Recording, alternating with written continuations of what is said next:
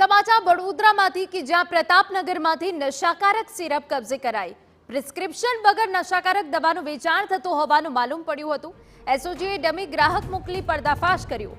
પોલીસે દુકાનમાંથી 36 bottle syrup અને 120 નંગ ટેબ્લેટ કબજે કરી હોવાની વિગતો। તો પ્રિસ્ક્રિપ્શન વગર નશાકારક દવાનું વેચાણ થતું હોવાનું માલુમ પડ્યું હતું। તે બાદ એસઓજીએ ડમી ગ્રાહક મોકલ્યો અને સમગ્ર આ સિરપનો પર્દાફાશ થયો।